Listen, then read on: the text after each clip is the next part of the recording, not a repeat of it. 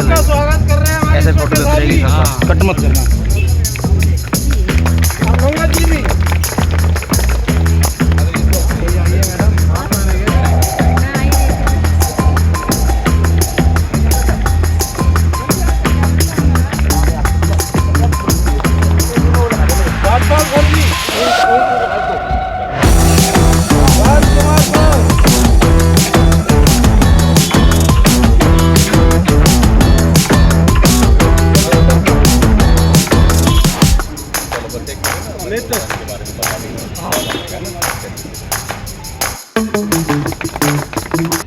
काम करते करते मौका मिला।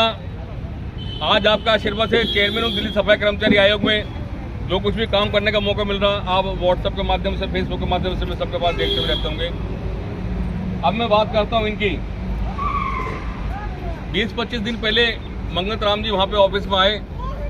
इनकी हालत देखने लायक थी, ये रो रहे थे।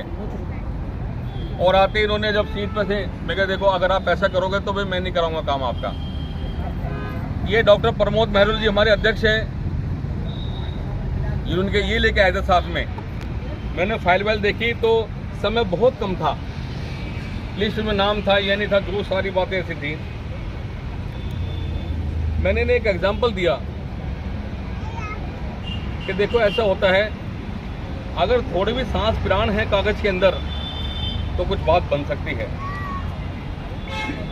मैंने आज तक जो भी ज्ञान लिया है, जो भी पढ़ाई लिखाई की है, अपनी पूरी ताकत का इस्तेमाल करते हुए अपनी बड़ी मैडम को बुलाया, जो पीएस है, पीएस मैडम को बुलाया।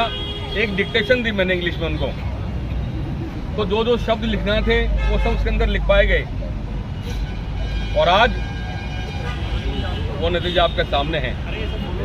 इंस्पेक्टर साहब की मेहनत, हमारे इन पदाधिकारियों की मेहनत, हमारी इन महिलाओं की मेहनत। एक ऐसा काम 30-32 साल से मैं भी कॉर्पोरेशन में हूँ, कॉर्पोरेशन की नौकरी भी करी, यूनियन भी चलाई, सफाई कर्मचारी को चेयरमैन, सब चीज मैंने देखा। लेकिन अपने जीवन काल में एक ऐसा अद्भुत काम जो बिल्कुल असंभव था। लोग मेरे 25-25 साल से तरस रहे पक्के होने के लिए। नई सुनवाई हो रही जल्दी से, नए नए कानून थोप दिए जाते हैं। अब कह रहे जी ने कंप्लीशन सर्टिफिकेट दो, कितना पैसा मिलेगा। सरकार से ये कहना चाहता हूं चेयरमैन होने के बावजूद भी कि कम से कम या तो उसका पहला उसी दिन दे दो पैसा, तब कर देना पक्के चलो। कभी तो कैसे सबर होगा। ये नए नए जो लगाए जा रहे हैं, इसका साफ मतलब कि लेट किया जाए पक्का इनको। खैर पहले आपने देखा हो, कभी बैंक की स्टेटमेंट लगाओ जी, कभी सारे वोटरों की फोटो कॉपी लगाओ जिसके फिर, तो कहीं ना कहीं ये सब रुकावट डालने के लिए काम होता है। खैर इन सारे काम को अंजाम देते हुए ये आदरणीय प्रमोद मेहरोली जी। और देखिए एक बात और मैं बता रहा हूं, कुछ साल पहले मैं अपने गीता कॉलोनी वाले ऑफिस में बैठा हुआ था। ये प्रमोद जी मेरे पास में आए। ये शामली से हैं, शामली बड़ो सुना होगा जी आपने, जो बहुत सारे लोग हमारे खड़े भी होंगे, शामली के रहने वाले हैं। ये करवाया उस समय इनको खाली प्रमोद कहते थे कि प्रमोद है कोई। यूनियन में लिया, प्रमोद मेहरोली नाम हो गया। और आज आपके आशीर्वाद से, क्योंकि ये इतने पढ़े लिखे हैं, बीए कर रखी इन्होंने, बीएड कर रखा है, इन्हें तो स्कूल में टीचर होना चाहिए था, लेकिन बाप गुजर गए तो कॉर्पोरेशन लगना पड़ा। इसलिए अब इनका नाम डॉक्टर प्रमोद मेहरोली है। आज डॉक्टर साहब ने एक ऐसा काम करके दिखा दिया जिसे मुझे बहुत गर्व हो रहा है। मैंने भी ऐसा काम नहीं देखा था, बहुत बड़े बड़े काम देखे, बहुत सुलझे काम सुलझाए, लेकिन आज एक असंभव को संभव बना दिया। संघर्ष करो, हम तुम्हारे साथ हैं। आज आदरणीय हमारे बुजुर्गवार, मैं तो बुजुर्गवार नहीं कहूंगा, नौजवान साथी कहूंगा, इतनी तपती धूप में भी रोज वीडियो देख रहा था मैं घर में बैठ के। पीछे पीछे जवान आदमी की तरह इनके पीछे चल रहे थे। ये खड़े भाई दयानंद जी, ये खड़े सब लोग इनके भी जाते थे वहाँ पे। ये खड़ी शशि बाला जी, बार बार इंटरव्यू दिए जा रहे हैं, इन्हें दिखा रहे हैं वहाँ फील्ड में। तो आज आपके सबके आशीर्वाद से काम हो पाया। अब कम से कम 30-40 लाख रुपए मिलेगा इन्हें। और अगर कच्चे में रिटायर हो जाते तो कुछ भी नहीं मिलता, कोई कुछ नहीं पूछता इनको। इनको बैक डेट कब से माना गया? 2008 से माना गया। 2008 से 26 तक का देख लीजिए कितना पैसा बनेगा। यानी जो तनख्वाह इनको पक्के के मिलनी चाहिए थी वो सारा का सारा पैसा जुड़ता चला जाएगा, वो एरियर के रूप में मिल जाएगा। और कोशिश की जा रही है कि पेंशन का प्रावधान हो जाए या कुछ और अन्य सुविधा मिले, इन सबको होगा ताकि इनका बुढ़ापा वो सफल हो जाएगा। तो आज इनके जो बच्चे हैं यहाँ पे उपस्थित हुए हैं, इन सबके चरणों में भी नतमस्तक हूँ।